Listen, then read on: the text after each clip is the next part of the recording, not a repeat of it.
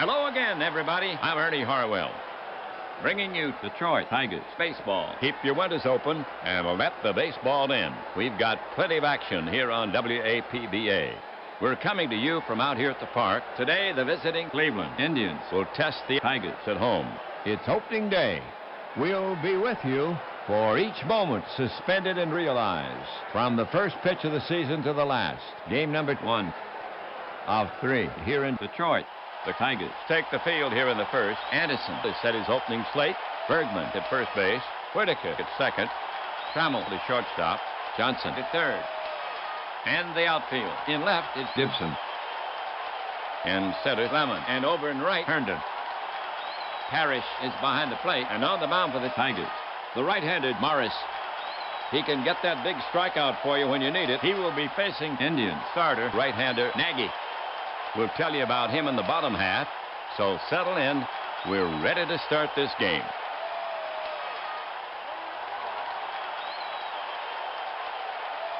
To get it going for the Indians here, Lofton, he's a lefty. A sure hitter. The hitter stands in. Morris looking in. The pitch comes in. High fly ball to deep center. Lemon is back on the track, reaches up and brings it down. 1 down.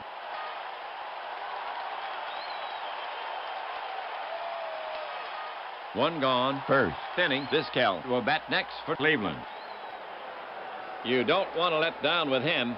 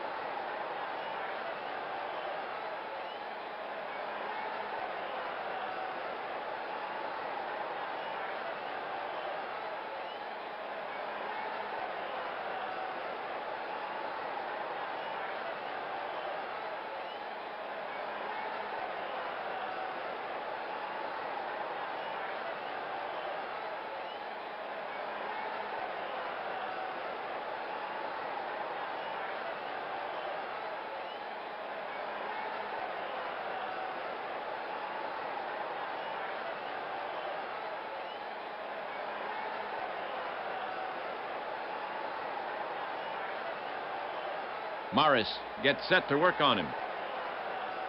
The offering. There's called third strike right down the pike. 2 gone.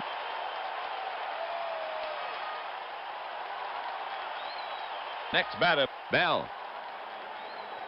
A big, big bat. Bell settles himself in the box. Right-handed Morris goes to the set position. Morris to the wind. Bell pops it up behind the plate. Parrish moves under it and hauls it in. 3 away.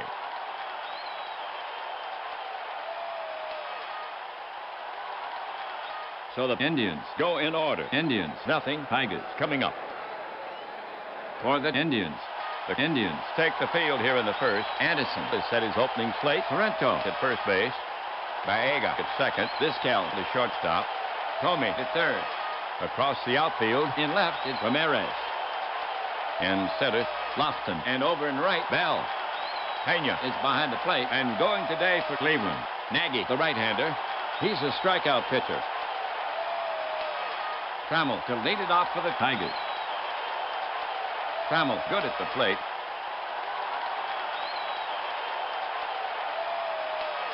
Nagy poised. And the pitch. Spanked sharply to Tomei. Brutal bounce. The quick throw across the diamond. Got him. And there's one away.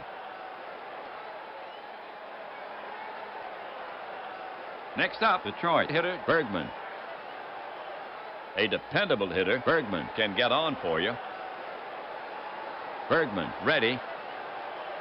Right-hander Nagy ready. He comes home. That's batted to the right side. Sorrento feels it. And he beats Bergman to first. 2 down.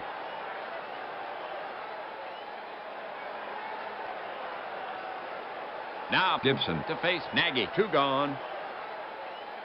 Gibson, recently known as a solid hitter. Catcher Pena sets his target. The pitch is on the way. He goes the other way. Blooper to left center. Toward the gap. Lofton runs in on it. Vizquel is backing up. It drops in. And Gibson is on at first with a base hit. Next up, Lemon. He's their cleanup hitter. Gibson on first. 2 gone. Capable of some fine hitting. The hitter stands in. Nagy gets set to pitch. And the pitch comes in. High and inside. And Gibson is stealing. Pena strong arms it down there. Going to be close. And they nail him. They lose a runner. Side retired. For the Tigers, no runs on 1 hit. So they do not tally. No score. The Indians will get a try in the top of the 2nd inning. The Indians will have Ramirez, Tomei, and Sorrento here in the 2nd. Here's Ramirez to lead it off. Exceptional power. Batter facing Morris. Morris looking in.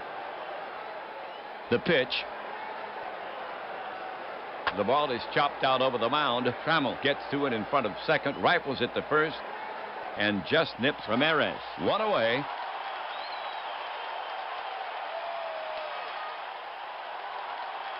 It's now the port side swinger, Tomei, to the bat. 1 gone. Tomei belts the ball.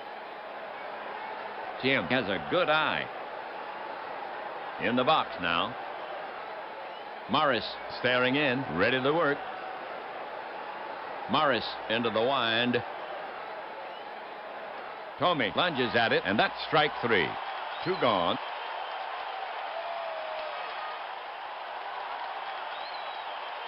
Two down. Next to bat for Cleveland is a left-hand hitting Sorrento.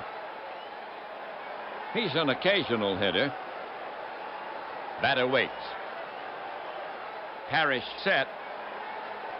Here he comes. Sorrento goes down swinging. That's 3 away.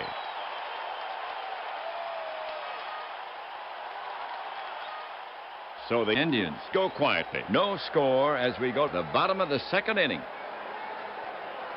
Lemon, Parrish, and Whitaker to bat next. Here's Lemon to start it off. Chet can hit. Pena sets up. He wheels and deals. That's high and deep by Lemon. Lofton is on the run. On the run. It's starting to tail away from him, and it drops in. Lemon is headed for second. He's at a second ahead of the throw. For Detroit, no one out. Runner on second. Scoreless tie. Parrish up. Parrish not a threat for average. Batter waits. Nagy put on the rubber. Right-hander Nagy ready. The pitch is on the way. Hot shot to the right side by APBA. To his left. He has it. No play at third, and he flips to first. In time. One away. Lemon moves up.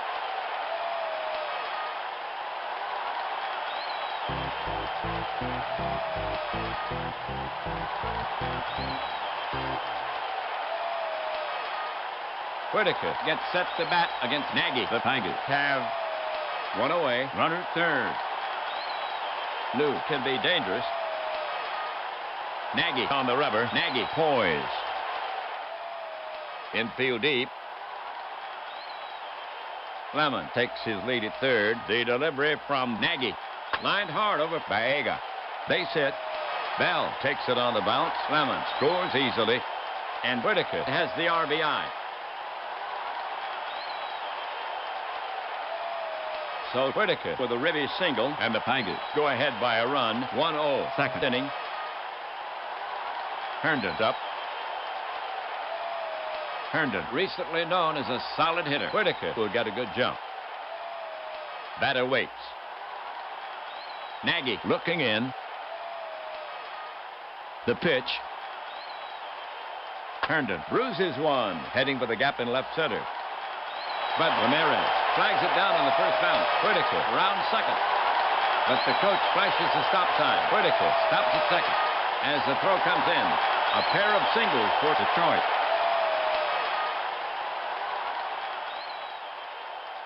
Runners at first and second. One gone. The bottom of the second inning. Johnson steps up to face Nagy. The switch hitter will go to the first base side of the box. You can't afford to take him too lightly. Howard steps up. Nagy put on the rubber. Right-hander Nagy ready. The runners take their lead. Nagy deals. It's in the dirt. And it goes back to the screen. Whitaker rounds third and holds. And Herndon moves to second. Johnson ready to take on Nagy again. Nagy poised. Infield deep.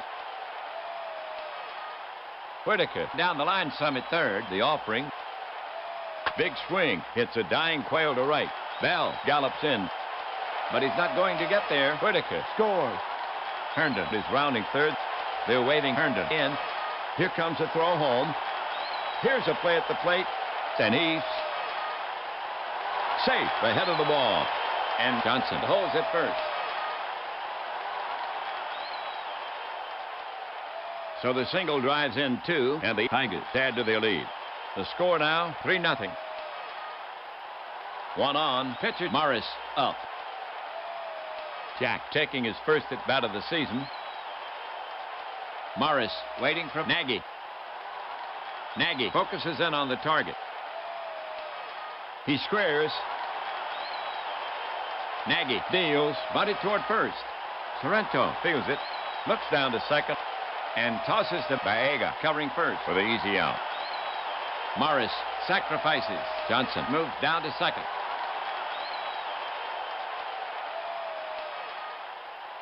Two outs. Three. Runs in. Trammell the hit. We're back at the top of the order. Nagy gets set to pitch. The pitch to Trammell. Upstairs with a fast one. Trammell doesn't offer. And Nagy gets the call. He's out on strikes. Side retired. The line for the Tigers. 3. Runs 4. Hits, no errors. They leave 1. And they have the upper hand. Tigers ahead 3-0. We go to the top of the third inning. Morris will now face the bottom of the Indians lineup. APBA, Pena, and Nagy coming up. Well, here's APBA to start it off. Carlos can hit. Parrish ready to receive. The pitch. slashed into the hole. Trammell is ranging. Backhand stab. He's got it. Guns it to first for the first out.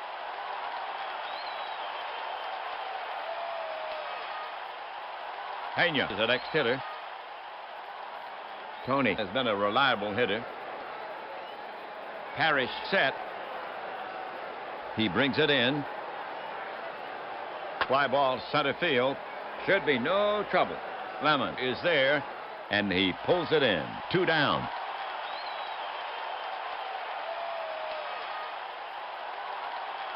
Here's a pitcher, Nagy. Charles taking his first at bat of the season. Morris prepares to come home. Morris fires it in. Check swing. Strike 3. Side retired. The Tigers retire the side in order. Tigers still leading by 3. And we'll go to the home half. And here comes the artillery for Detroit. Bergman, Gibson, and Lemon. Well, here's Bergman to lead it off. Left side batter. Pena sets up. Here's the delivery. Bergman bruises it, heading for the gap in left center. But Ramirez flags it down on the first bounce, and Bergman decides not to stretch it. He hugs first with a single.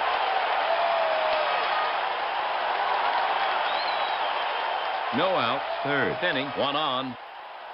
Detroit now sends Gibson to bat, hitting from the left side. Gibson steps up to the plate. Pena crouched down now. Now Nagy comes home with it. Taken for a strike. Gibson goes down looking. He stood there like the house by the side of the road and watched it go by. 1 down.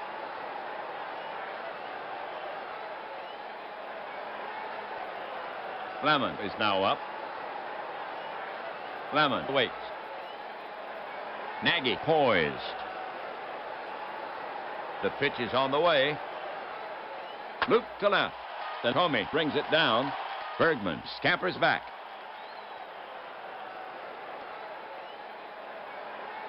Two gone. Third inning, 1 on. Right-handed batter Parrish steps up to face Nagy. Parrish waiting for Nagy. Nagy will go to work on him. First baseman Sorrento is on the bag. Bergman with a substantial lead. Nagy kicks and delivers. Parrish hangs out a frozen rope. Left field. Ramirez charges in for it, but he'll have to short hop it. Bergman is around second, but the coach flashes the stop sign. They're holding Bergman with second as the throw comes in, and Lance is on with a single. 2 on, the bottom of the 3rd inning. Next to bat for Detroit is a left-hand hitting Whitaker. And here comes Indians manager Anderson. He's asking Nagy for the ball. They'll go to Tavares. So Nagy is yanked early. He goes only 2 2/3. The game for Nagy, 3 runs so far on 7 hits. He struck out 2. He's responsible for the runners. He can only lose it. For Tavares, this is his first appearance. He's a right-handed pitcher. He's looking for 1 out. Tavares is finished with his warm-up pitches. The umpire is brushing off the plate. We're ready to go. The batter stands in. Catcher ready. And now the pitch. In tight, ball 1.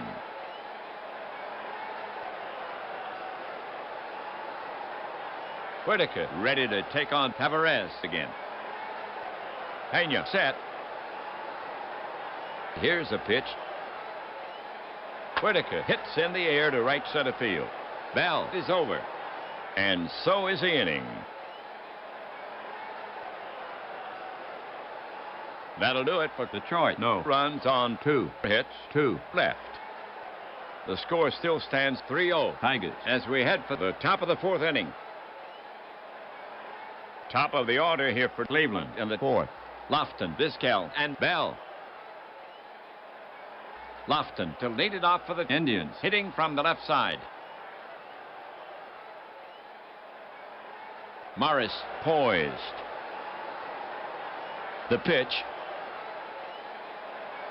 Slice to Johnson. Room service bounce. The long throw to first, and they get him for out number one.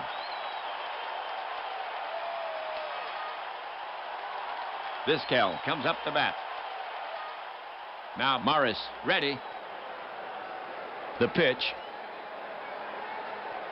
Breaking ball cut on and missed. Vizquel goes down swinging. 2 away.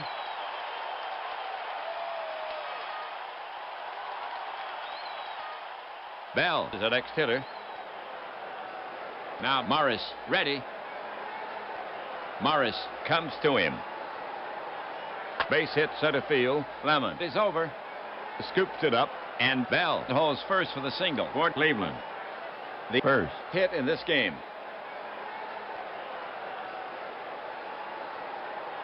Two outs. Fourth inning. One on. Cleveland now sends Ramirez to bat from the right.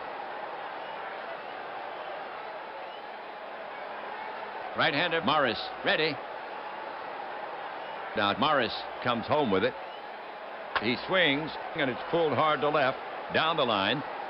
Fair ball. That's good for extra bases. Gibson is chasing it. Still after it. He's up with it. Bell is around third. The throw comes into Trammell. They're holding Bell at third, and Ramirez is in standing with a double.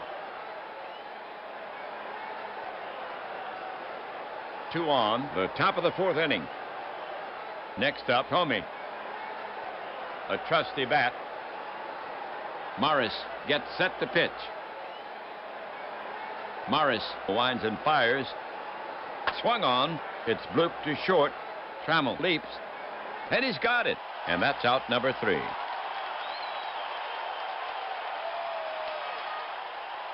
That'll do it for Cleveland. No runs on 2 hits. 2 men left on base. They had a good chance but did not cash in after 3.5. Tigers up by 3. Bottom of the lineup, Herndon, Johnson, and Morris coming up.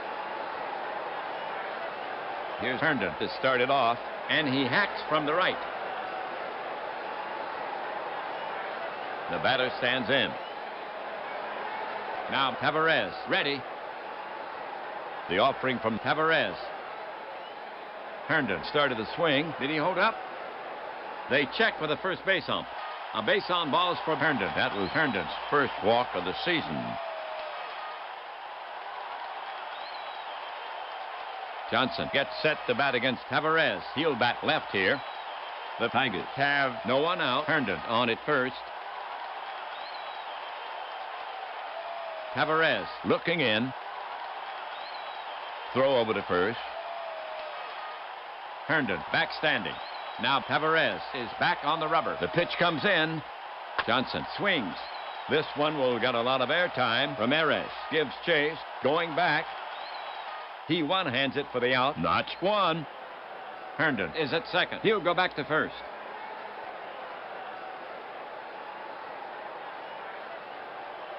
One away. Fourth inning. One on. Here's a pitcher. Morris. Tavares looking home. He squares. Tavares brings it, bunted down the first baseline. Sorrento charges, gloves it. He flips the Baega, covering in time. Morris gets the job done. Herndon moves down to second.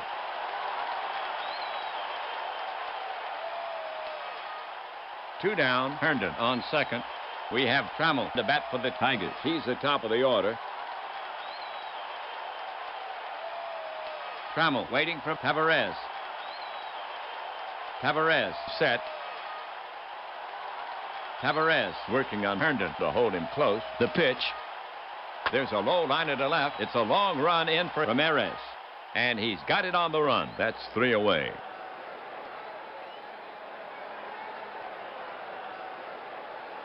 That'll do it for Detroit. Nothing across. One left. Tigers still leading by 3. Sorrento, Baega, and Pena due up for Cleveland. Sorrento leading it off. Sorrento waits. Now Morris ready.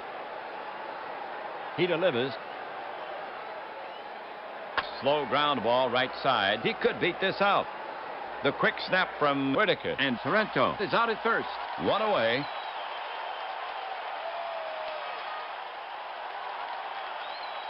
Baega up. Baega has patience. The hitter stands in. Now Morris ready. The pitch.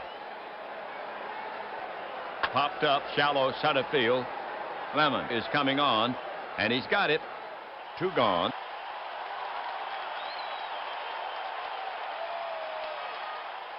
Now coming up, Pena. Tony is 0 for 1. Morris gets set to work on him. Morris into his motion. Delivers. Pena dribbles one down the first baseline, but Morris is able to reach it. Shovels to Bergman, hustling back, and that's all for Pena.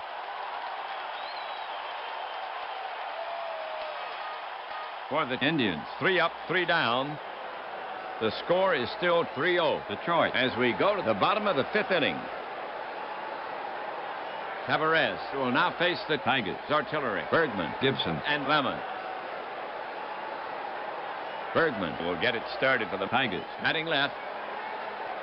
He can surprise you at the plate. Bergman takes his stance. Pena ready to receive. He lets it go.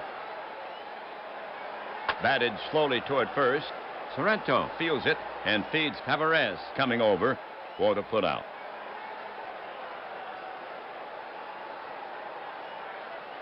All right, 1 away. It's now the port side swinger, Gibson, to the bat. A trusty bat. Now Tavares ready. The pitch. It's dribbled down the third baseline. Tomei charges, barehands it. The throw to first. Gibson beats it out. He's on with a single. Second hit for Gibson in the game. We have right-handed Lemon to bat for the Tigers. For Detroit, 1 out, runner on first. You can count on Chet. Lemon relaxes himself at the plate. Tavares set. First baseman Sorrento perched right in front of the bag. The pitch slapped towards second. Baega takes it on 1 hop, flips to Vizquel. They get him over to first. Double play. For the Tigers, no runs, 1 hit. Tigers over the Indians, 3-0, and they'll try to protect that lead in the 6th. For Cleveland, here in the 6th, Tavares, Lofton, and Vizquel. Tavares up there. Julian taking his first at bat of the season. Morris ready. Indians manager Anderson looking at his score sheet. Anderson is recalling pitcher Tavares. Who is it? Kirby will bat for him. Bats left. He grabs a bat. He's filed his flight plan. Now he's headed toward the point of departure. Tavares pitched 2 1/3. The game for Tavares.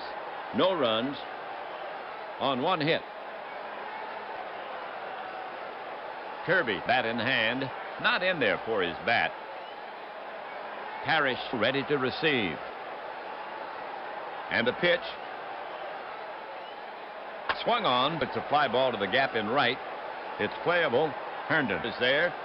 He's got a beat on it, and he hauls it in. 1 down.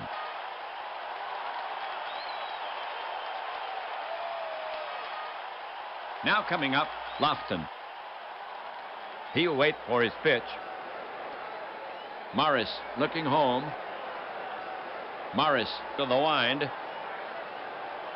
Hot smash to third. Johnson gets his glove on it. Now the long throw. Bergman scoops it on one hop, and Lofton is retired. Nice play on both sides of the infield. 2 away.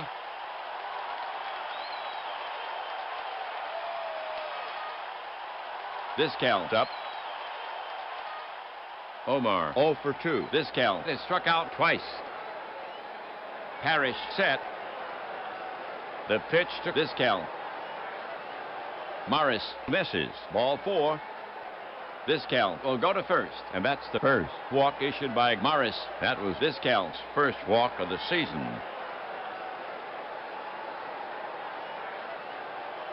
Two outs, 6th inning, 1 on.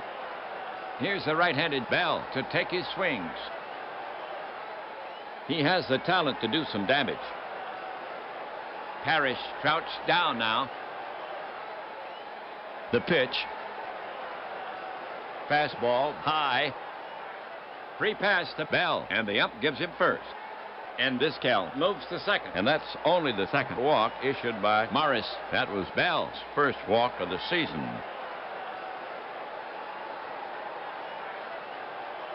Two on, first and second. 2 away, the top of the 6th inning. It's now Ramirez, the bat. He bats cleanup.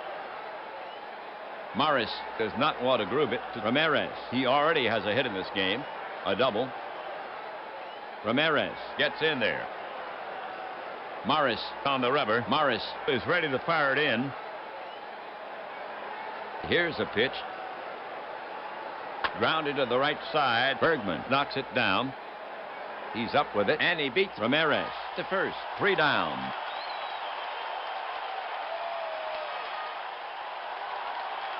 For the Indians, No runs on no hits. there were no errors.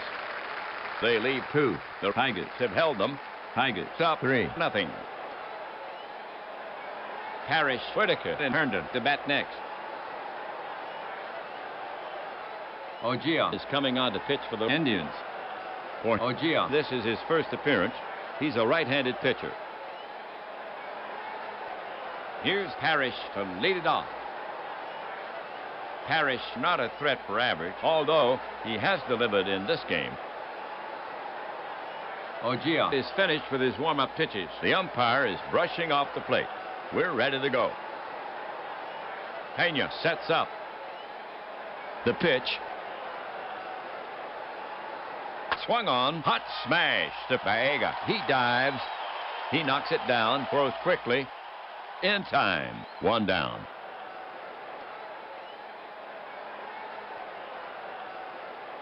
One down, 6th inning. Here's left-handed Whitaker to take his swings.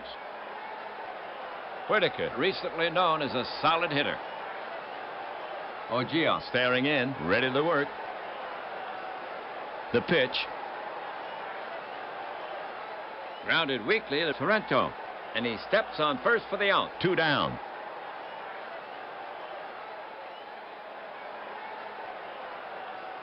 Tigers hitter Herndon.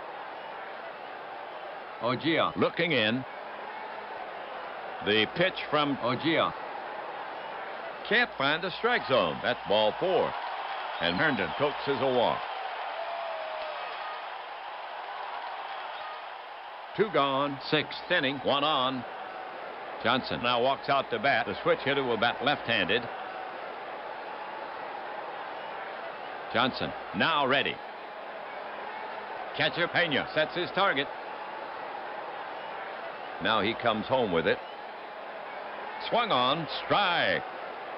And Herndon takes off. Great jump. Pena fires it down. He hooks the bag and eludes the tag. That's his first steal of the season. So Johnson steps back in. Now Ogia ready. Herndon edges a bit more off second. Here he comes. Check swing. They check with the third base ump. He punches him out. Side retired.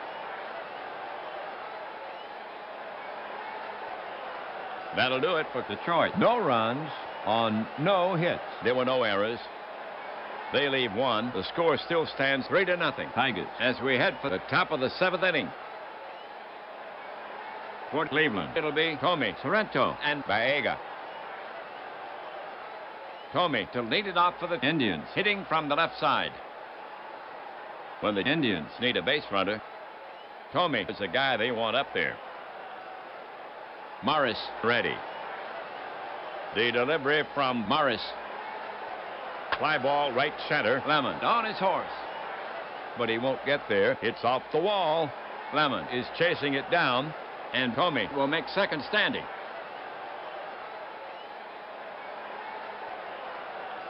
Sorrento walks up. He bats left. For Cleveland, Tommy on at second. No one out. Sorrento 0 for 2. Sorrento in the box. Morris staring in, ready to work. To the plate. High fly ball, right field. Herndon trots over, taps the glove. Makes the catch. Tommy is tagging. Herndon sets. But the coach flashes the stop sign as the ball is returned to the infield. One out, seventh inning, one on. Here's Baega to take his swings. Baega 0 for 2. Morris focuses in on the target. Morris Brings it home. an infield roller by Baega. Trammell charges. The flip to first. 2 away. Tommy holds.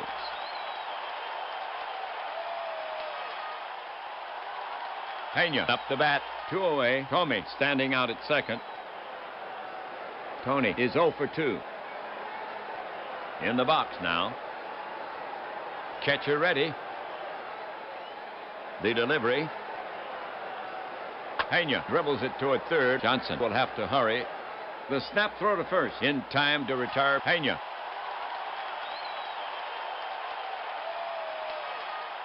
The half for the Indians. No runs, 1 hit. They leave 1. They had a chance but could not convert. The score still stands 3-0. Tigers as we head for the bottom of the 7th inning. Okay, folks, on your feet. Take a break for the 7th inning stretch.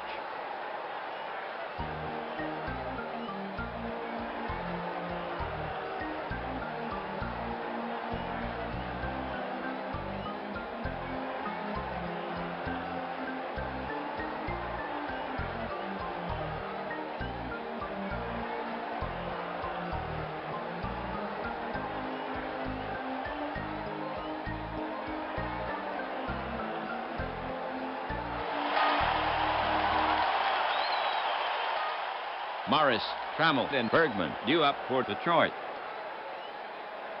To get it going, Morris. Batter ready. Right-handed Ogia goes to the set position. He brings it home. 1 hop at a second over to first. 1 away. Trammell getting ready to go. A sure hitter. Trammell waiting for Ogia. Pena ready to receive. The pitch. Slashed into the hole. Baega to his left. He has it. Over to Sorrento. Trammell is gone, and that's out number 2.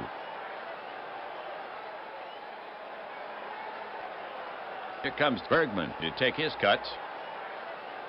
Ogia gets set to pitch. The offering to Bergman. Ooh! Bergman flails the air, but fails to make contact with the wall. He heads back to the bench. Side retired. For the Tigers, 3 up, 3 down. After 7, it's still 3-0 Tigers. For Cleveland, here in the 8th, Ogia, Lofton, and Vizquel. Ogia is scheduled to hit. Here's Ogia coming to the plate. Chad taking his first at bat of the season. Indians need to put men on base now. Ogia settles himself in the box. Morris staring in, ready to work. Indians manager Anderson looking at his score sheet. Anderson is yanking Ogia. Murray is enlisted to hit for him. Switch hitter. He wheels out with a wagon spoke. Walks confidently before the crowd. Ojia pitched 2 innings. He leaves with no runs on no hits. Murray's up. Eddie can pound the ball. Time's running out for the Indians. Murray can get on for you. Morris looking in. Morris comes to him. Cut on. Ground ball to Johnson. He's up with it. The throw across the diamond. Safe at first. The throw was high. He'll pick up an error on that play. Lofton to hit Murray on at first. No outs. Morris wants to keep the tying run from coming up. Lofton waiting.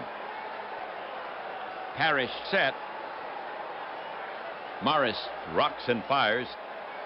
Grounded to Whitaker. He fires to Trammell at second. Out. Over to Bergman at first. And he's safe at first. But they get the lead runner. 1 away.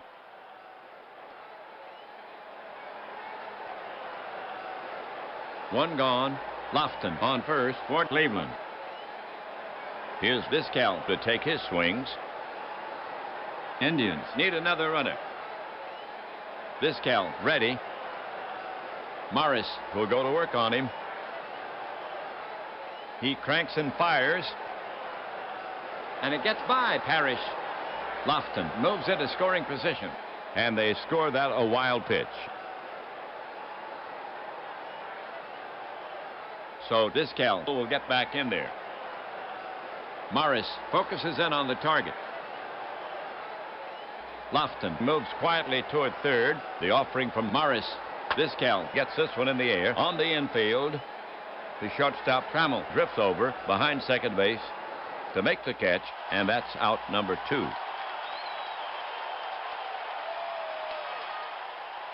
For Cleveland, runner on second, 2 outs. Bell gets set to face Morris. Bell 1 for 2 with a walk. This guy carries his own bags. Time's really running out for the Indians. In the on-deck circle, Ramirez swinging a heavy weight, watching the motion on the mound. Batter waits. Morris poised. Lofton at second takes a big lead. Morris with the pitch. Lofted down the line to left. Fair ball.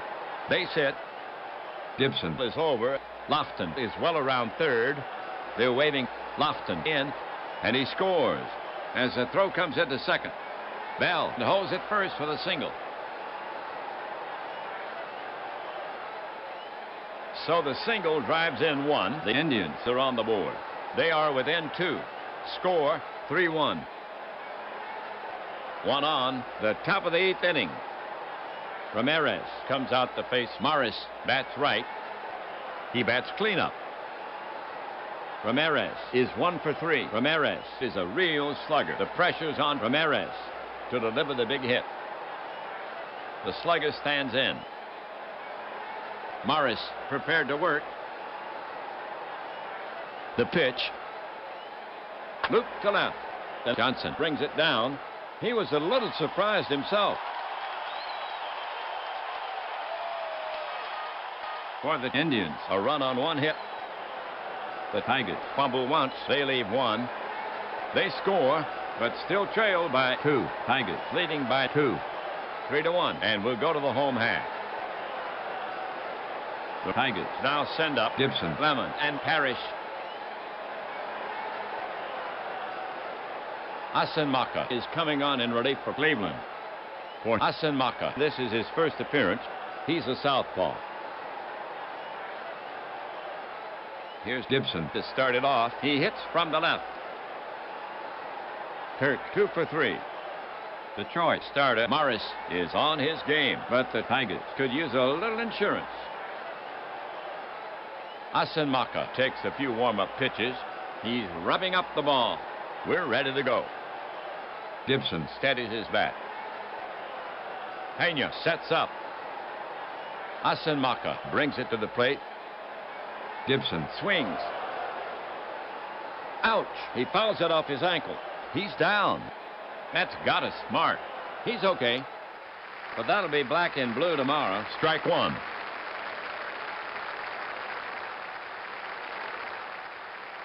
Gibson stands in again.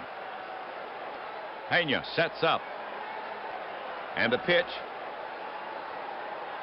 It's a long fly ball to center field. Lofton got a late start. He's running back. Still after it. And makes the catch in the webbing. For out number one.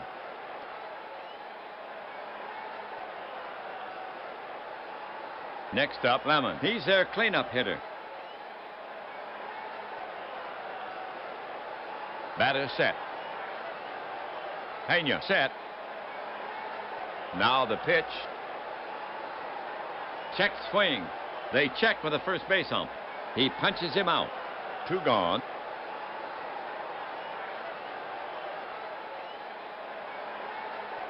Parrish gets set to bat against Asenmacher. Parrish. 1 for 3. Asenmacher will go to work on him. Now the pitch. A screaming liner, but right at Sorrento. he snatches it in midair, and Parrish gives Sorrento the stare for the 3rd out.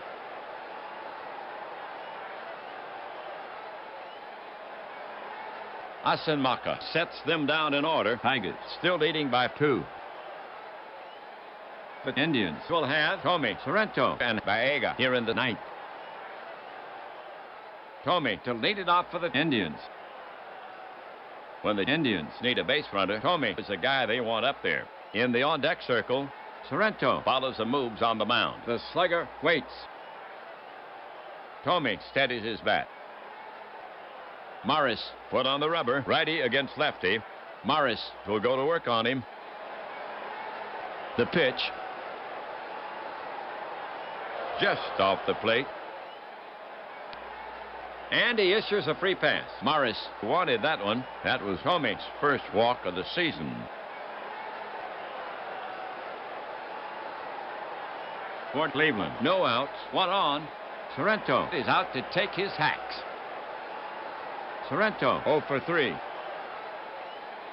Sorrento tucks in his shirt. Morris bends for the rosin bag. Morris shakes out his right arm. Does some landscaping on the mound. Sorrento stands in. Glances down at the plate. Waits for the pitch. Morris is on the slab. Baega is trying to get loose in the on-deck circle. Checks the runner. Tommy takes his lead. The pitch. Sorrento bruises one. Heading down the line in right. Herndon is after it. He flags it down on the second bounce. Tommy is around second. But the third base coach has his arms in the air. And he puts on the brakes. As the throw comes in. And Sorrento has a single. The tying run is on. No outs. 9th inning. 2 on. It's now Baega the bat. Look for 2. Baega is 0 for 3. Unlikely to bunt here. It would take power to score. Sorrento. Baega puts a hand briefly on the back of his neck. Morris shakes out his right arm. The Tigers lead the Indians 3-1. Batter in the box. Now ready. And here comes Tigers manager Anderson. He's asking Morris for the ball. He'll go to lefty Hernandez. And that will turn around Baega. So Morris gets his innings. He pitched 8. He yielded 1 unearned run so far on 5 hits. 3 walks. He fans 5. He's responsible for the runners. He'll win it if they hold the 2-run lead. For Hernandez, this is his first appearance. He's a southpaw. He'll be looking for the double play. It's his game to save. Baega preparing to bat. Hernandez inspects the ball, trying to find some magic. Hernandez flaps his left arm, sticks his glove under his arm. He's down on one knee, tying a shoelace. Batter in the box. Waits. Hernandez is on the slab. Pena stretches in the on-deck circle. Checks the runners. Indians manager Anderson looking at his score sheet. We have a pause in the action here. There will be a runner for Sorrento, first base. Giles is headed out there now. He's not blazing, but he's quick. Indians skipper Anderson wants that run. Baega preparing to bat. Hernandez has asked for a new ball. He's rubbing it up. Baega in the batter's box. Waits for the pitch. Hernandez is on the slab. Checks Comey at second. The runners take their lead. Hernandez now swung on. It's a high fly to shallow center. Lemon runs in on it. He's under it and makes the catch. Both runners are tagging, but they're holding them as the throw comes back in.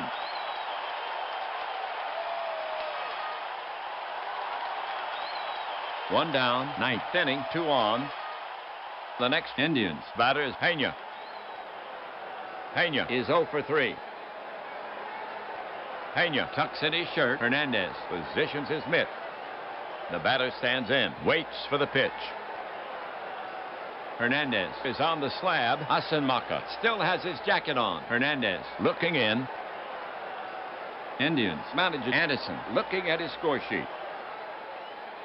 Pena will not bat for the Indians. Here comes Perry. Bats right. He grabs a bat. Perry getting ready to go. A trusty bat. Comey on second is fast enough here. Perry Hernandez shakes out his arms. The batter stands in. Now ready. Hernandez put on the rubber. He shakes off the sign. Again he shakes it off. Now he has one he likes. Hernandez set. To the plate. Ooh, Perry flails the air, but fails to make contact. That's strike 3. And Herbert is headed back to the bench. 2 down.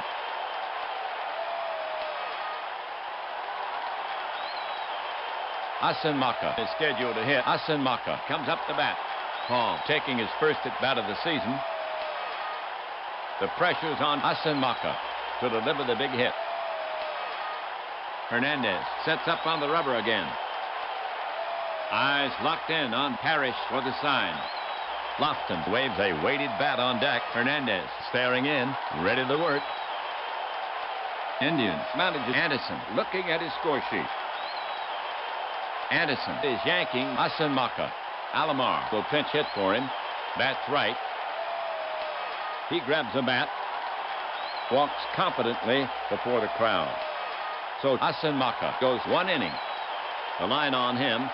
No runs. On no hit.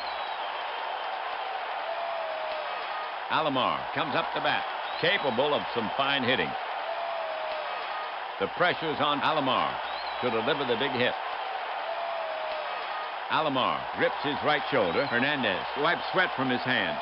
Hernandez works the ball with his hand. If the Indians are going to score, then it will take a 2-out hit. Alomar stands in, surveys the infield. Now ready. Hernandez is on the slab. Pitcher Hernandez eyeing Alomar. Now he's ready. The runners take their lead. To the plate. Chopper back to the mound. Hernandez comes in, picks it up, fires to first, and gets him by a step to retire the side.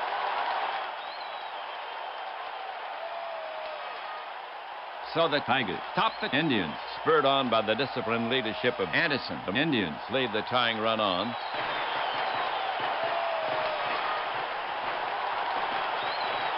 Detroit shuts down the Indians. Bats for the 5-hitter. Here's the line for the Tigers. 3 runs on 8 hits, 1 misadventure. They lead 5 for the Indians. A run on 5 hits, no errors. And they leave 8. Morris gets his first win. Nagy takes his first loss. The save goes to Hernandez, his first. So the Tigers gain a step. for the Tigers. Overall, they now stand at 1-0. And this game is in the books. This is WAPBA and Ernie Harwell saying so long from Detroit. Final score, Detroit Tigers 3. Cleveland Indians 1. All right, guys, thanks for coming in. Fun stuff. And I'm going to do this little book review thing in a second. But I'm just going to bring up Diamond Mine Baseball just for its sort of gray background. So bear with me a moment, please. And I'll be right with you. All right. Yeah, come on, why aren't you opening? There you go, that's better.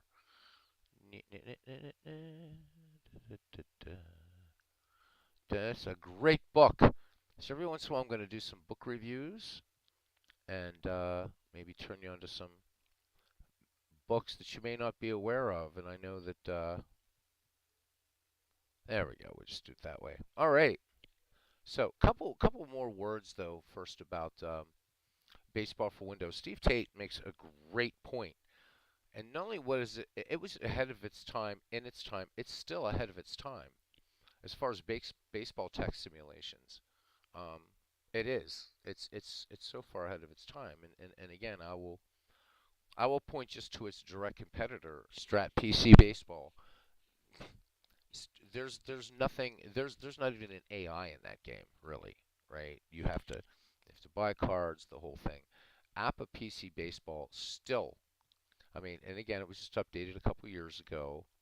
Um, but as far as these two old companies, I would say they're even up on their cards and dice. And again, both great systems. I think it's just down to which system you prefer. But as far as the PC games, yeah, this is still light years ahead of all the text-based competition. It really is, in terms of its play-by-play and stuff like that. And again, it's running a great baseball engine. Did Ernie Harwell get all the names right? Nope. But again, what Sportscaster does. But that being said, I'm not a show for APBA, and you're going to play what you like. But when I compare this one head to head um, to Strat PC, there's no comparison. They have both great engines underneath, but bad sample looping, if at all. Really janky animation in the game. Um, but again, I think for a lot of people, we're not playing these text-based games for that. I mean, look at something as Spartan as PC Replay Baseball, which, right? And then something like this, or something like Action PC Baseball. We're playing it for the game. So in that respect, they're all excellent sims. They're all excellent sims in their own way. And I do think it does come down to just taste, ultimately. Now, that being said, you see an image here of the cover of the baseball timeline. And I have the book right down next to me, and I'm just getting ready to sort of list the things because it is a workout as if you're going to the gym. Um, I need to get a better webcam because I really wanted to show just how beautiful this book is. It's amazing. So, but what is it, right?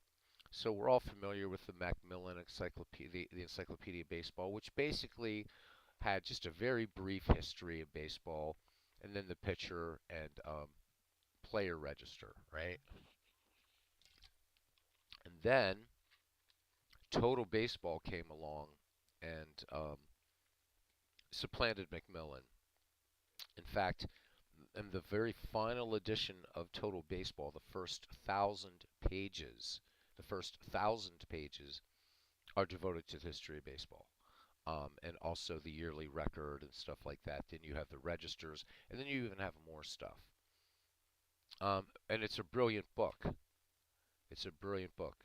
And again, I know we have baseball reference and everything like that, but I still think that there is a place for these large tomes, and this is one of them. Um, Companies aren't printing these big books anymore now, unfortunately. But the good news is you can find these things super cheap on eBay and elsewhere. This is one of them, and I'll give you some of the prices where you can pick this book up. So when I came to America, I'd left my entire baseball library across the pond, including a significant Magic library as well. The Magic library, I've been able to piece back together a little bit at a time. There's still some books I can't get because Magic, that field, and I'm talking about the Magic books you can buy in a bookstore. I'm talking about professional sleight of hand stuff. So when you have if a Magic book sells 500 copies, that's the Magic equivalent of a New York Times bestseller.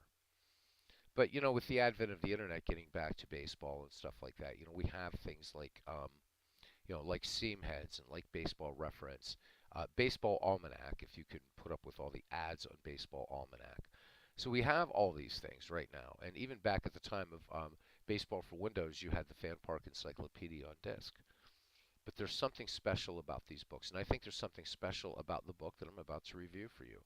I don't know how many people may have had this in their libraries at one time, may still have it in their library, but it's something really, really super special. I know I'm going to reach down and pick it up, and it is heavy. Ugh, come here, you. Oh my God. And this was endorsed by Major League Baseball. So there you see the Purdy cover, and that's the cover of the same edition I have. It was the latest and final edition, written by Bert Solomon, and officially endorsed, as you see in the upper left-hand corner of the dust jacket, by Major League Baseball. What is it? Well, imagine taking books like the Macmillan Encyclopedia or real old timers, and I once saw a copy of one, the High Turkin and S.C. Thompson Baseball Encyclopedia, which was the first baseball encyclopedia that was really ever published, but I think it only had like games at bats, batting averages, and home runs. That was all the stats it had in the thing, and it was only like a 700-page book. But as a young baseball fan, somebody had lent me a copy of an older dude whose nickname was Egg. Who knows why? I don't know why, but lent me the book, and I was in baseball heaven, man. You would have little articles in there like Pie Trainer, How to Play Third Base, Tips by Ty Cobb, stuff like that. It was a great old book. But what Baseball Timeline does is it breaks baseball down not only by season, by month, by day. Um, the book itself is on it's on glossy or semi-glossy paper stock. It's heavy paper stock. It weighs in at 1,216 pages. It's got full color photographs, pictures of memorabilia, but also it had or it has just amazing stories. Not only inside of baseball, but what was going on in the world. Um, so it's just kind of nice, kind of nice. Um, so just looking at it, and I wish I had a webcam to do this thing justice. This is a beautiful book. So what it will do is you would just pick a year. So the very first part of this book covers the years 1778 to 1844. And the first thing it does, again, is it gives you the news of what was going on in the world. So we see that in 1778, Captain Cook discovers the Sandwich Islands. 1789, George Washington becomes the first president. Eli Whitney invents the cotton gin in 1794. The Erie Canal opens in 1825. Henry Wadsworth Longfellow publishes Voices of the Night in 1839. It also has little boxes like that might have like a little history thing here, but then it also does things by year. So, for instance, here in 1778, we see here the Diary of a Soldier found at Valley Forge, Pennsylvania, refers to a game of base played by the troops. It's in 1778, right? Tells us that Alexander Cartwright was born April 17th, 1820, New York City. Um, we can go on. And then there's just really long articles for each year, accompanied by pictures. And then once baseball really starts picking up, so along the very top of each page, you have a sort of literally a timeline going on. There are little boxes not only devoted to history, but also to culture, to rules development, to trivia. Um, this game, I think, or this book is a must-have. If you really want to get deep into baseball and just this is one of those books that you can read in order. Certainly, I haven't. My God, it's huge. Or just open to any year, any date, and you find out some really just amazing things at the end of each year. It gives you a best of in both the National and American leagues and alternate leagues also if you have those as well. It's going to give you stuff that went on in the preseason of every year, what was going on through the season. It's peppered with all kinds of quotes. Um, so, like here, for 1937, right? Renowned rhymer Ogden Nash once celebrated Cy Young in verse. Y is for young, the magnificent Cy. People batted against him, but I never knew why. Just things like that. I mean, it's peppered with all this. It's texturally pretty dense. I will say that. Um, what else? Because this has got me a short review. I don't know how you do a mammoth book justice like this. It was done by DK Publishing. They were a company, a publisher out of China, believe it or not. So the book was written in the United States, but published in China.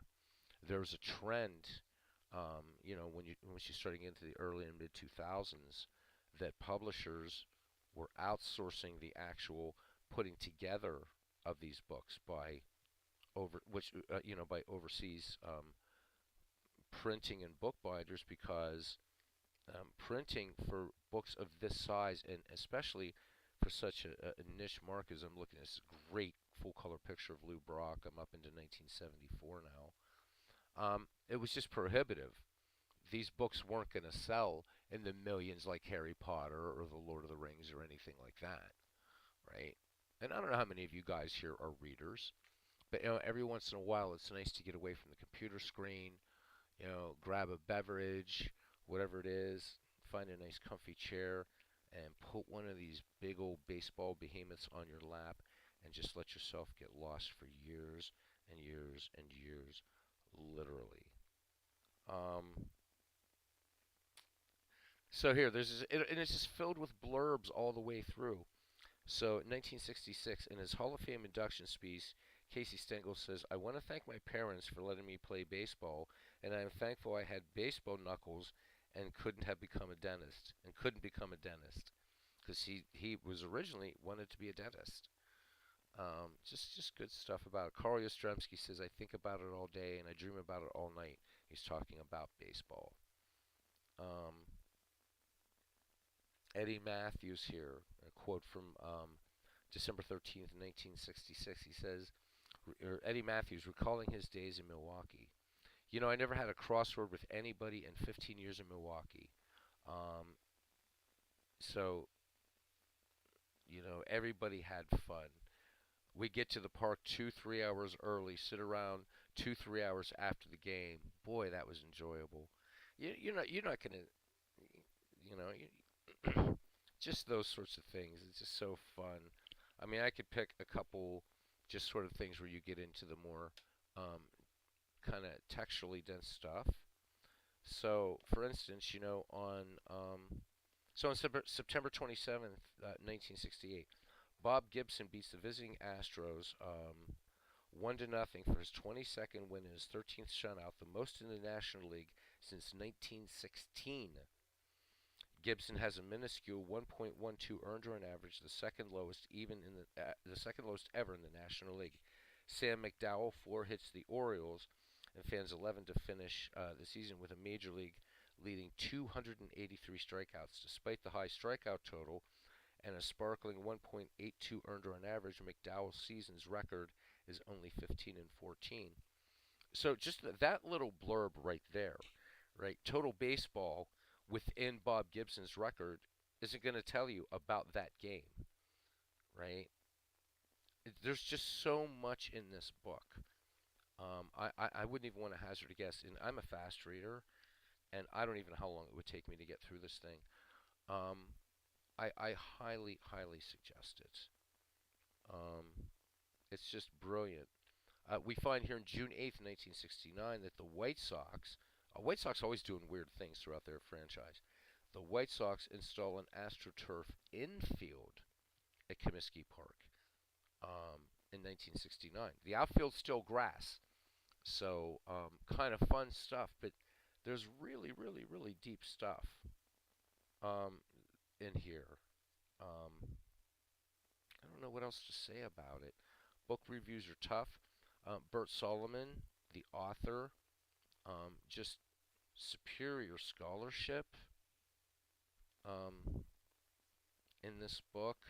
It's aesthetically so pleasing to look at, and just an absolute joy to read. You know, you find out what happened to certain players and what have you. So looking back on January 2nd, 1933, we read about the death of Kid Gleason, the manager of the Black Sox. Dies at age 66. He managed the White Sox for 5 years and produced only one pennant winner in 1919. He played in the majors for 22 years as an infield, hitting 261. So little things like that. Developments in each league. And again, on May 6th, the Tigers' Hank Greenberg hits the first of what will be 331 career home runs. We know exactly when he does it. And when you pair these, even with baseball reference, whether it's online or total baseball or all the other stuff, you have a brilliant, brilliant, brilliant. Right, you can get these books here for all sorts of great prices. They're just amazing. So just talking about that, um, hmm, I mean, so right here, 1934. What a year. So that's the year of the Gas House Gang, St. Louis Cardinals. Well, also in that same year, Babyface Nelson, Pretty Boy Floyd, Bonnie and Clyde, and John Dillinger all killed in that same year. In that same year, Congress approves independence for the Philippines. Just all kinds of amazing stuff in this game, baseball related and otherwise. Did you know, for instance, in January 15th, 1934, Babe Ruth takes a $17,000 pay cut, but he remains baseball's highest player at $35,000. The Yankees' original offer was $25,000. Ruth hit 301 in 1933 with 34 home runs and 103 runs batted in. Boston Red Sox signed Herb Pennock, who previously pitched for Boston from 1916 to 1922. So, I mean, you're going to find these amazing little facts. You know, the Babe Ruth took a pay cut and still baseball's highest player, but right? I mean, he's still making $35,000 a year. I think that's what Barry Bonds used to make just for one at bat. Um, this is just, I don't know. It's great. It's great. It gives you some neat little thing. According to eyewitness testimony of Jack Marshall of the Chicago Giants, reported in Robert Pearson's "Only the Ball Was White." Josh Gibson hit a fair ball out of Yankee Stadium in 1934. Josh hit the ball over the triple deck next to the bullpen in left field, there and out. If accurate, it makes Gibson the only player ever to accomplish the feat. You're not going to find that stuff in a lot of books. You have to look around, do a lot of internet research, and it's right here in these 1,200 pages. During the 1934 seasons, here's a little trivia. During the 1934 season, the Reds employ young Scotty Rustin out of the University of Cincinnati as a public relations man. His real name is James Scotty Redson, and he goes on to become a Pulitzer Prize-winning columnist for the New York Times. So it's sometimes it's how baseball's even how baseball just leads to other amazing careers. So here's somebody that was just hired out of a university of nowhere and becomes a Pulitzer Prize winning author. I think that's cool stuff. I love history. Hack Wilson's drinking is taking a toll on his perceptions as well as his skills. Wilson, whose home run output has dropped from a high of 56 in 1930 to 9 in 1933, is hung over in the outfield during a game at Philadelphia's Baker Bowl this season. His Dodgers teammate, Walter Boom Boom Beck, is driven from the mound by the Phillies in anger. He throws the ball into right field, hitting the fence. Wilson looks up, thinks it's been hit, feels it, and rifles a throw back into the infield. Wilson plays his last 7 games of his career with the Phillies this season, hitting only 100. So, I mean, this is just so much fun, and you're getting great, just great baseball facts. August 12th, 1934, that it talks about the whole Fenway Park saying farewell to Babe Ruth. You know, um, Fenway says farewell to the Babe, realizing that this will probably be Babe Ruth's final game in Boston. 41,766 turn out for a doubleheader with the Yankees. In Game 1, the 39-year-old Bambino hits a single and double in 5 at-bats, but misplays a Billy Werber line drive into a triple. Boston wins 6-4. Ruth walks twice in a nightcap and is hitless in one official at-bat. He leaves the game in the 6th, tipping his hat to the fans. The Yankees win 7-1. Right? And then it goes on to another story about Dizzy and Daffy Dean on that same day, August 12th, 1934. I don't know. Again, I don't know how many readers we have in the community, but I think this is something brilliant. And I'll put it back down now to where it goes for a moment. And just a brief review of Bert Solomon's The Baseball Timeline. So in addition to thrift books that World's Worst Gamer is talking about, I'm just looking up here on eBay. There's a copy on here for $6.92, another one for $8.11, and another one for $7.90. I mean, with free shipping, it's an incredible buy. And I think if you love books and you love history and you want to find out some really little known facts about the game, and you don't want to sit and scroll through your phone or a website on your PC or your Android or iPad, and you just want to sit down. I mean, we're in the winter here, man, and maybe it's a cold day outside or it's snowing, and you're just waiting for the start of spring training. What an amazing book. It really is. And so I give this like highest recommendation. Next time I do a book review, don't know when that is. We're going to do the second edition of Jonathan Light's pardon me, amazing book called The Cultural Encyclopedia of Baseball. Even used, it's not cheap, but it's amazing. But we'll talk about what that is another time. It's a very different kind of baseball encyclopedia, and one that will in which you'll get equally lost. So occasionally we will have some baseball book reviews in the hopes that there might be a few readers out there. I hope. World's Worst Gamer says, I read Total Baseball over and over till the pages fell out and the cover fell off. Got another copy of it later on, and it's somewhere in your house. Yes, exactly. The other thing I should say about this book, too, in case anybody gets alarmed, like, oh, wait a minute, a Chinese book binder and whatever. So the signatures in this book, if you know anything about bookbinding, the signatures are top-notch.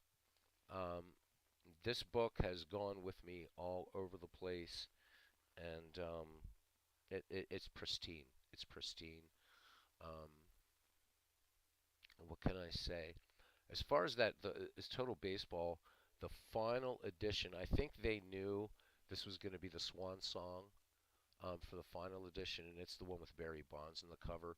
Glossy, nice glossy pages, um, mammoth book. Um, and I for one, and I love the internet, man. Everything I do as a musician is very cutting edge. All my instruments, the software I use, and everything. I mean, I can go from you know, just scratch out an idea to actually a completely mastered final product, right? In a number of different ways. And so I love technology. Technology allows us to play these amazing baseball games and other games as well, just whatever. AI. I've been messing with a new AI program, and last night I was asking it to tell me stories, and it was telling me stories, and really good ones too. But to be honest with you, I feel badly for, and I'm thinking people like Robbie Wartburg, who isn't here right now, but Robbie is admittedly not a big reader of books. But I think partially that's, Robbie in his late 30s and stuff. And um, I personally feel badly for like 20 somethings and 30 somethings that, not that I'm some old codger, but that missed these great books and that they're probably never ever going to be printed again. I don't think you're ever going to see a hardback Total Baseball anymore because people will say, but I can go to Baseball Reference. And they'd be right. There's things in Baseball Reference, right? There's so much you could do on there that you can't do in a book, like what Steve Tate's doing with his analysis and stuff like that. Creating his league files. I can't just put a mouse over Total Baseball or Baseball Timeline and try to put something together what Steve is doing. I still think they're valuable research tools, certainly, um, but there's something special about these huge. I'm looking over here off to my left, and I see the latest edition of the Bill James Historical Baseball Abstract. It's absolutely brilliant reading. It's brilliant reading. Not everything is out there on the internet, just right there. Um, the Stats Incorporated All-Time Baseball Source Book. That is beyond hernia-inducing. There's the oh my God, I'm just looking all over the place here and seeing all these wonderful baseball books that I'm going to sparingly review as we go along. But I think they not only enhance and there's a looking it's 1,100 pages. The Great Encyclopedia of 19th Century Baseball. I have a Negro Leagues Baseball Encyclopedia somewhere here too. Um, these are great books. These are great books. Um, and digital reading is not the same.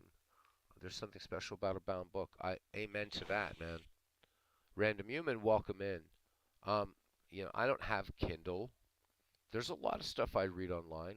I am not a neo-Luddite by any stretch of the imagination, but man, I remember going to Barnes and Noble in the early 2000s, and there was the All-Time Baseball Source Book and its companion, the All-Time Baseball Handbook.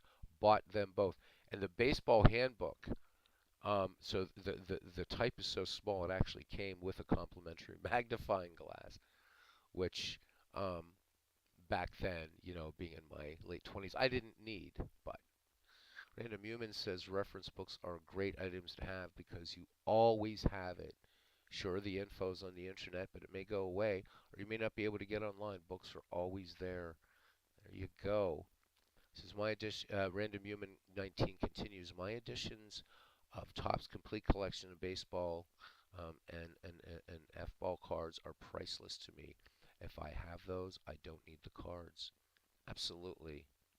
So, I don't know. I hope that maybe if you didn't know about this book, maybe you're jumping onto Thrift Books, as World's Worst Gamer suggests, or you're jumping on eBay and you're picking this thing up for free shipping.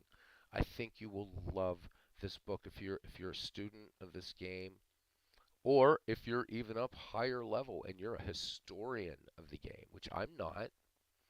I've got about another 90 years where until I would call myself a baseball historian.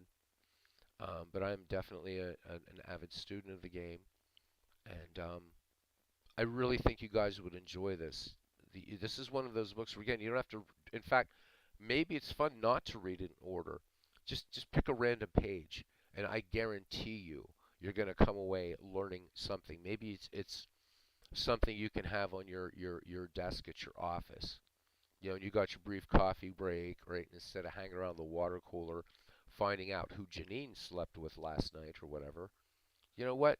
You sit there in your office and open this to just a random page and learn something for that 10 or 15-minute coffee break. Something that'll make you smile. And maybe you'll remember that when you're playing, rolling up some cards and dice or playing a digital game. And wow, I saw that in that big-ass Bert Solomon book. And this is neat, and You tell your baseball friends, by the way, did you know that in 1934, da da da da da, right?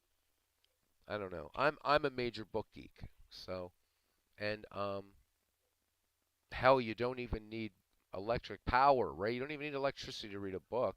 Light a candle. There's always ways you can find to read a book.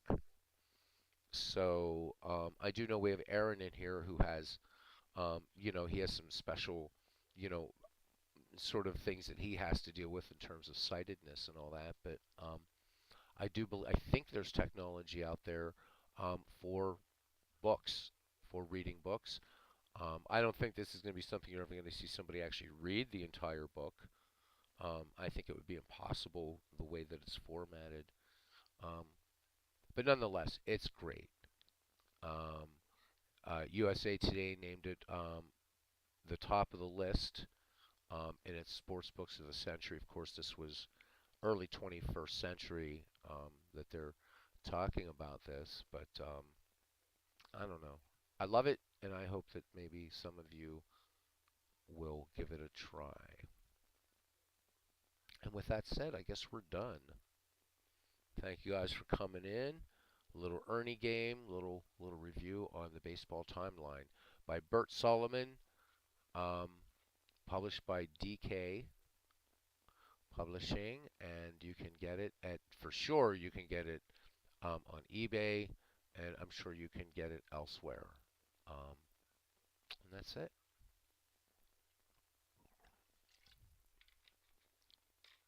Hope everybody enjoyed today's game. You're very, very welcome, Arnold. Very welcome indeed. My pleasure. It's the educator in me. I can't help it. Sometimes I just see a book and it's like, ooh, let's talk about that. And on the new channel I'm starting for everything else other than baseball, there's going to be lots more book reviews on different types of things and reviews of music software, games, playing other types of games. Occasionally I'm still going to play some fun games on here like Warhammer or Diablo or whatever, but going to be gearing up, starting a new or a companion channel to this a little later in the year with stuff that may probably or might probably not be of interest to the sports gaming community. So um, I was recently, just quickly, I recently reacquired for the third time the fantastic Shelby Foote Civil War trilogy. And the smallest book in that trilogy, the first one is like 900 pages, and it goes larger from there. Of course, this was the primary source material for Ken Burns' Civil War. Picked up a beautiful book in the First World War called The Beauty and the Sorrow. Um, but anyhow, that's neither here nor there for this baseball channel. That's it. So my thank yous to Arnold Hunter, to World's Worst Gamer, to Random Human 19, to Aaron Reed. And Aaron, Baseball for Windows does run on modern systems. I do hope to get an email. This week might be a little hectic, but I do want to jot off a quick email to APBA and say, idiots, people are only realize your game is around because of a couple tiny YouTube channels that are that are featuring your game or doing your game every once in a while. It might do you good to let people know, hi, we're still alive. So hopefully we'll get to do that. A couple just quick notes for Aaron and maybe others new to Baseball for Windows. These leagues and stuff that you see me doing on here, these teams do not come with Baseball for Windows. But for those of you interested, we'll figure out some distribution method. I'll definitely send you some stuff that APBA didn't create. It's stuff that I've created, and I'll be glad to give you tons of stuff to play with, including these league files I'm using right now. You get a lot of play time out of them and stuff like that. So if you do end up getting the game, it's only $28, and it does come with 3 seasons. So it's pretty cool. I've done a whole thing I've recreated, and I don't think Dave Cook would mind very much because it was the same research I could have done. But for instance, I created in Baseball for Windows all his decade So the best of 1900s, 1910s, 20s, 30s, 40s, 50s, 60s, 70s, 80s, 90s, and 2000s. So, and that's not a product that APBA sells, and this is not Action PC Baseball. I just use those as a guideline, but it's not like I just took his data, put it in there. It's not like that. But so those are available, and I would never say, hey, this is a substitute for Action PC Baseball. It's not. But so there is that, and then there are ways, if you're more computer savvy, there are earlier versions of baseball for Windows out there, along with the Fan Park Encyclopedia, and which you can just create your own teams and go to town. But Digital Skybox is what I'll say. So Digital Skybox is something that you would want to look for. I guess that's it. I don't know what else. See if I missed anybody. Clee Baseball Fan 879. Check out his great channel. He does cool replays based on pictures and stuff. So he's using Mike McCormick right now, I believe he said. I don't know if Tim is still here. He did put. I've had him in the past put the link, and he knows he's always free to do so in this channel. Aaron Reed, thank you, buddy. We are going to get you hooked up. And MV, who is in here for a little while. That's it. Yeah, definitely will. Gotta take care. Forever remain 90. Arnold. Yeah, I know that Robbie's been working with you, so I don't know how that's been working out, but we will figure out a way to get you some stuff that I've created and some other things. All right. All right, guys. I do appreciate each and every one of you. I see we have 7 concurrent viewers and 3 likes, so that's very gratifying. Until the next time, we'll see you guys around the batting cage. If we do a, we're gonna try to do. I was gonna do a Ned McGreevy League this afternoon, but the usual suspects are not on here during the day, so that's the only reason why. But that may necessarily have to happen. I'm not sure yet.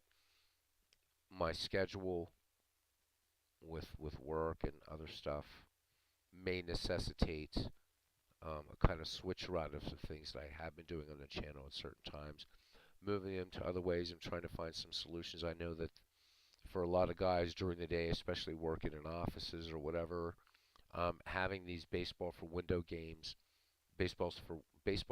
games going on during the day is actually really cool for them to get to listen to, along with the other broadcasters, content creators that are doing things during the day. So I'm thinking that I'm going to play the game. So maybe what I'll do is, if I can't do as many daytime broadcasts, is just record games on OBS as I'm playing them and then upload them, and they'll still be available. So a lot of thinking to do about how to keep the momentum going forward in this channel, as subscriber count's going up a bit, so that's nice. All right. See you guys around the batting cage. And again, thank you very, very much for coming in, hanging out, talking baseball. And just to end it up, please, if you got $7 lying around, pick up the baseball timeline. You will love the game, or you will love the book. All right. Take care. See you around the batting cage, guys.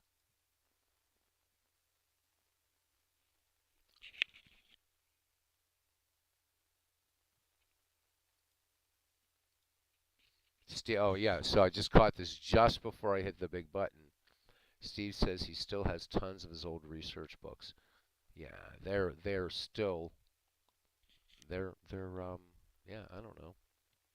They're still important. Steve, what are you up to today? Might as well find out from you before I end this thing. Are you still working on carding the Negro League, or are you playing some baseball, taking the day off from baseball, or what are you up to, buddy?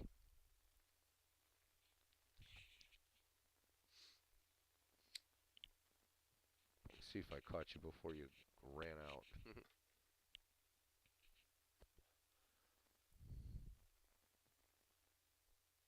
All right. Too slow, too slow. That's the way it works. That's what I am, too slow. All right. Cool, guys. And World's Worst Gamer, I'm glad you're enjoying Out of the Park Baseball 8, free download.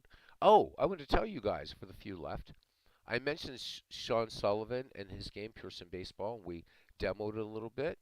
I got a nice little comment from him. So, Sean is still around. So I answered back to him and I said, thank you for stopping by, and I hope the rumors are true that there is a new baseball game for you in the works. So stay tuned. Could be exciting. Pearson Baseball was a hell of a game back in its time, and I'd love to see a new version of it from Sean Sullivan. So that's it. All right, guys. See you around the batting cage. Take care. What do you mean no more baseball? Everybody left. Steve? Steve wants some more baseball. What baseball shall I do, Steve, if I were to do baseball? There's always more baseball. I mean, it's baseball. Always more baseball. So it's just the Solomon book was screaming out to me, saying, "Talk about me, talk about me." I'd certainly do an Ernie game, I guess, another Ernie game. I could broadcast a game, but again, the Ned McGreevy guys are notoriously late nighters, so that's up to you. Oh, now we're back up to 5 people. People are like, Beatles said goodbye, and now he's still on. Here we go again. We could do something in baseball. I don't know what. Because baseball been very, very good to me. And besides, I'm 3 subscribers away from 300, so, like, I know. It's like, hey, it's 300. It's pretty nice.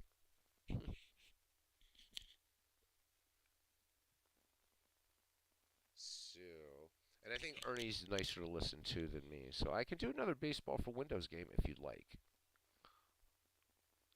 Or do something with your files, or just do something completely baseballish. I don't know. I don't even know what game I have. Oh, I have Diamond Mine back up in the background. So, let you decide, Steve. Because I don't know. Let me see. Is there anybody else streaming right now? It might be. There's always somebody doing something here. Oops. Let me see. Anybody live? So no. Well, that's a board gaming thing. And it's not baseball related, by the way. It's somebody else doing something. Is anybody streaming in our community right now that I'm subscribed to? I'm not subscribed to everybody here. So there's a few channels I'm not subscribed to because they don't do baseball. So no, I don't see anybody else. How about that? I just see us, me, whatever.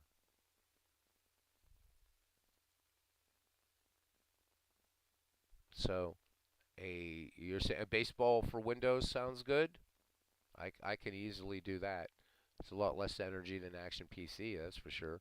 And I've closed down. So we finished the historic 16 tournament. I don't even have anything going on in Out of the Park 23 except for 2 unfinished Dead Ball World Series 1909 and 1912. And with Ned McGreevy down to about 29 games to go, projects are kind of ramping down, and I've got to sort of re-up with something. 1960s baseball will be next, that little draft league.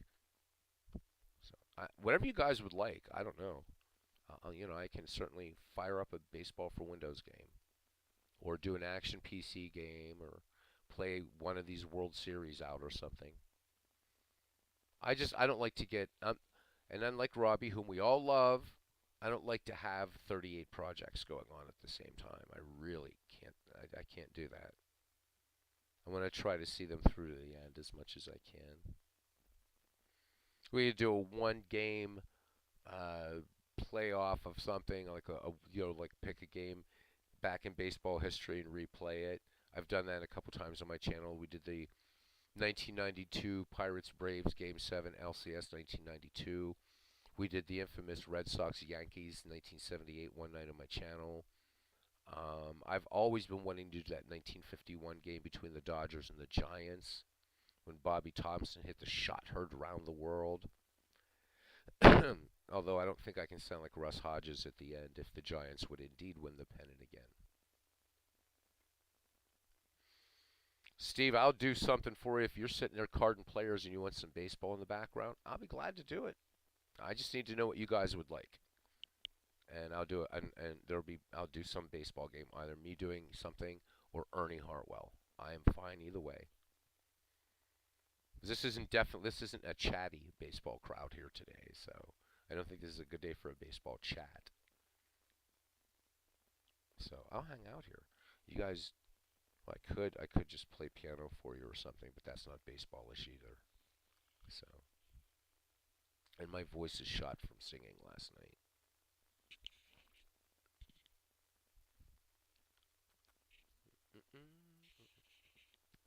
Or I could just torture everybody and just fire up a baseball program and look at rosters.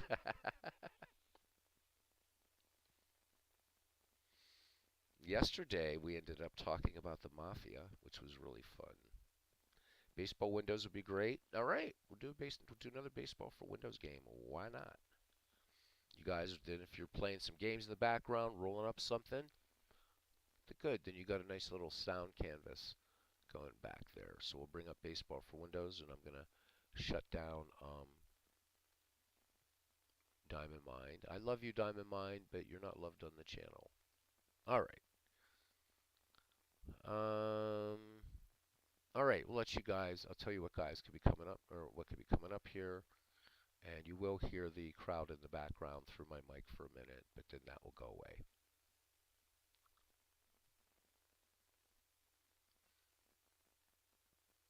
Steve Tate says he's cranking out players. Well, yeah, but I'm not the taskmaster that MV is, so. All right, here's what we have. We have possible, we could do and I forget what years I picked. I will as this gets further into this league. Pirates at Phillies, Yankees at White Sox, and Royals at Red Sox. I don't know what you guys like, but if you're not picky, I guess we'll do Pirates at Phillies.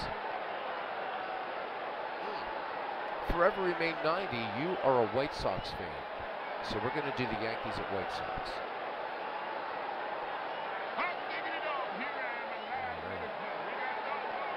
Cool. Here we go. I'm going to go ahead and go mute. Enjoy the game, guys. This will be, I forget what year Yankees, I think. Well, I'll tell you, actually.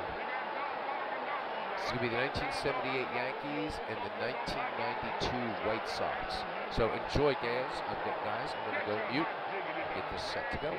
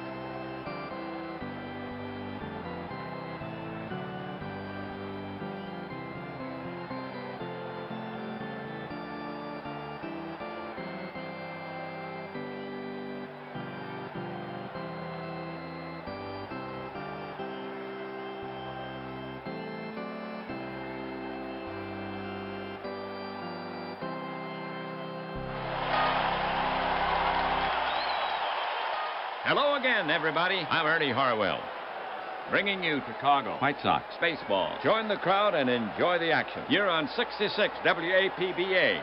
We're coming to you from out here at the park. Today, the visiting New York Yankees will test the White Sox at home. It's opening day. We'll be with you for each moment suspended and realized. From the first pitch of the season to the last. This is the first of a 3-game set. The White Sox take the field here in the first. Get your scorecard. Defensively for Chicago. Olerud at first base. Alomar at second. Lee, the shortstop. Gruber at third. Across the outfield, in left, it's Maldonado. In center, White, and over in right, Carter. Borders is behind the plate and pitching for the White Sox. The right-handed chucker, Morris. He will be facing Yankees starter, left-hander, Guidry. So settle in. We're ready to start this game.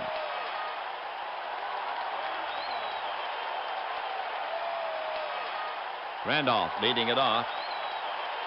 A very steady hitter. Randolph has patience. Now Morris ready. The offering to Randolph. Bloop to second. Just out of reach. Randolph rounds first and holds. He's on with a single.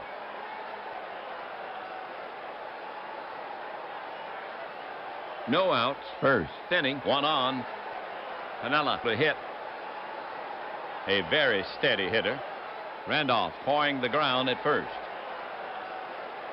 Pinella waiting for Morris.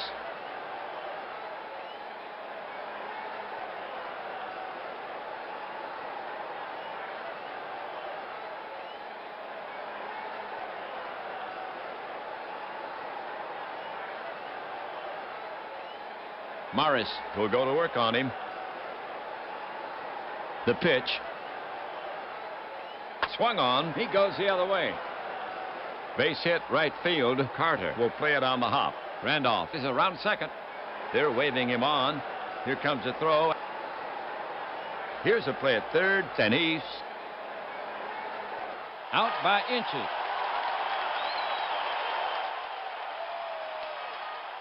Jackson is now up. Reggie has been a reliable hitter. Pinella has the speed to score on a double.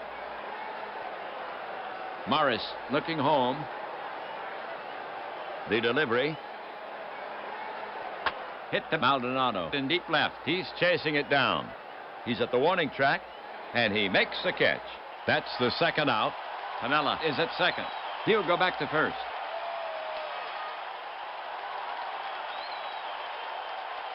Nettles walking up to bat. Gregg can hit. Gregg steps up. Now Morris ready. Here's a pitch. Check swing. He held up, and he walks. And there's a runner in scoring position. That was Nettles' first walk of the season.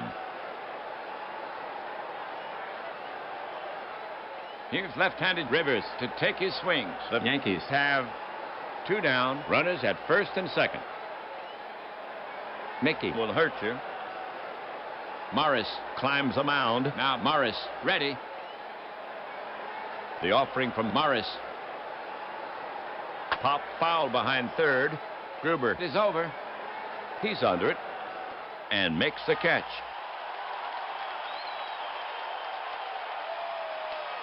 That'll do it for New York. No runs on 2 hits, 2 left. They waste the runners. Yankees nothing. White Sox coming up. For the Yankees. The Yankees take the field here in the first. Manager Weaver sends out his squad this way. Chambliss at first base. Randolph at second. Dent, the shortstop. Nettles at third. Across the outfield, in left is Pinella. In center, Rivers, and over in right, Jackson.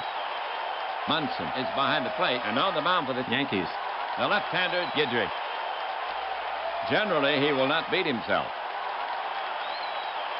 White to lead it off for the White Sox. You can't afford to take him too lightly. Catcher Munson sets his target. The pitch. And he fans him. White is gone. 1 away.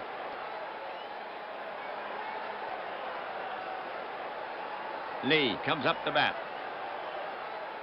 A steady hitter. Lee can get on for you. Lee waiting for Guidry. Munson crouched down now. Guidry fires it in. Lee smacks it toward the hole. Dent far to his right. Nice stop.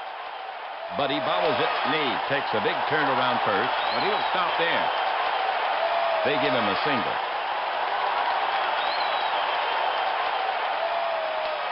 One down. Lee on first for Chicago.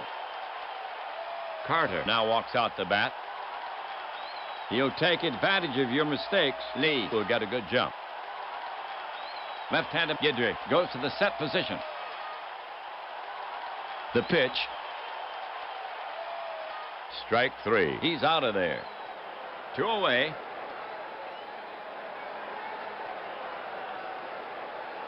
Maldonado up there. Candy has been a reliable hitter. Maldonado now ready. Munson set. Now the pitch. Half swing. It's popped up. Munson is out. Chambliss is in. Munson calls him off, and he covers it, and the side is retired.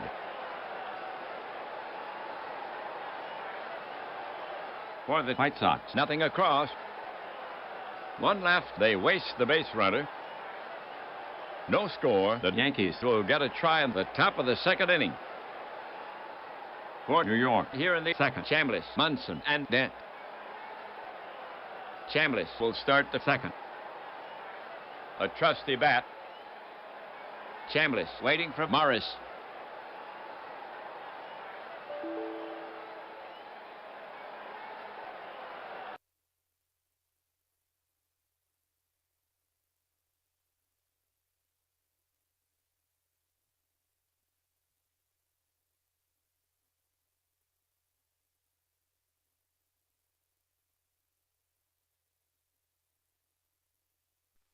Well, boy, is my face red. How about it? Damn. So it looks like I might have mislabeled this whole team. So I'm like, wait a minute. Candy Maldonado didn't play for them either, so what did I do wrong here? Strange. So they're here. This is right. This is strange. I wonder what the hell happened. Oy vey. I have no idea here what went on.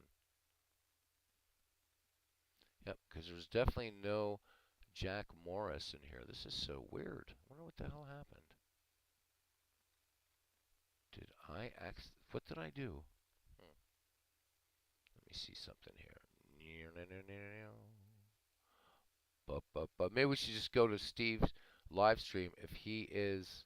Yeah, this is really weird. Why is it showing Morris on here with Chicago? He shouldn't be because he's not here. Did I find a bizarre little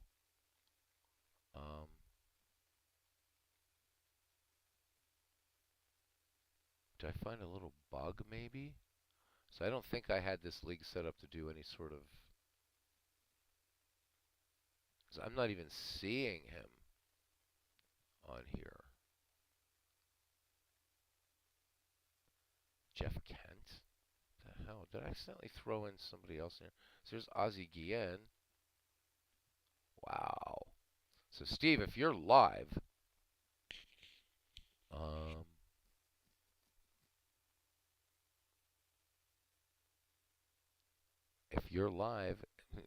that means everybody's hearing me talk to you on your channel.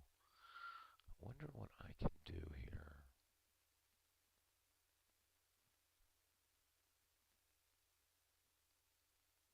What's this new roster gonna do? Drop all existing roster players from Chicago White Sox. Well, I wonder if I can. Let me try something here. This is so weird. Yeah. Yeah, I know, right? This is so strange. I wonder how that. I know what happened. I know exactly what happened. I know what happened. Forever Remain 90. So I had. Here's what's happened. And this is something that I wish I could easily fix. So I originally had the Toronto Blue Jays in here, right? And then I noticed that there was like Jack Morris all over the place. I'm like, oh man, I don't want Jack Morris facing Jack Morris. So what I did is I redid the league, but I didn't rename it.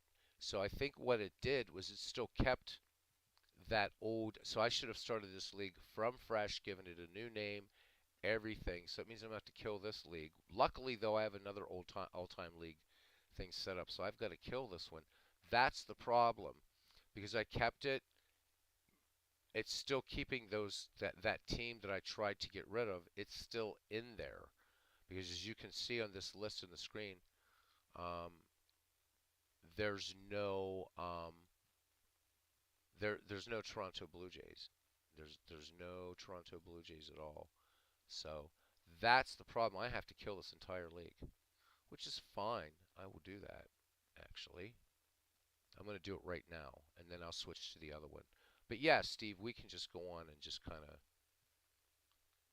do something on your channel if you'd like. That'd be fine with me. I have some time to do that. Just give me a second here. Well, that was stupid. I'm glad I picked the White Sox because this would have gone like way too far. Is it in documents? APBA games, baseball. All right, let me get rid of that. Whoosh. Boy, is my face red. Let me see if I can just kill the entire organization from Inside Baseball for Windows first. Oh yeah, bite me. So yeah, I have to kill this. I think I have to kill this league here. Oh my God. Oh well. Let's see, select. Yeah, I have to kill it in advanced. I have to kill it in advanced draft. This sucks. That's really weird. Oh well. Pro tip for those of you who play baseball for Windows and you want to kill an organization, um, you got to completely rename it because I don't even think I can rename it. This sucks, man. This will be the third time I've tried to start this league.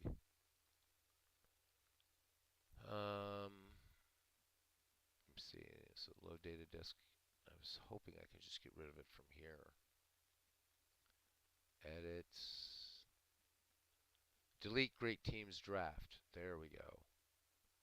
So I think it's dead and gone. Delete data disk U draft. There it is. It's all gone. All right. Well, I've learned my lesson. Let's go to Steve. Are we going to go to Steve's house? Yes. Steve, go live. I'll fire up. So, guys, we're going to go to Steve Tate's house. He has cookies. All right. So, once again, see you around the batting cage and see you at Steve Tate's channel in a few moments. Wow. Now I got to start all this over. You can go live in 2 minutes. All right. Sounds cool. See you there.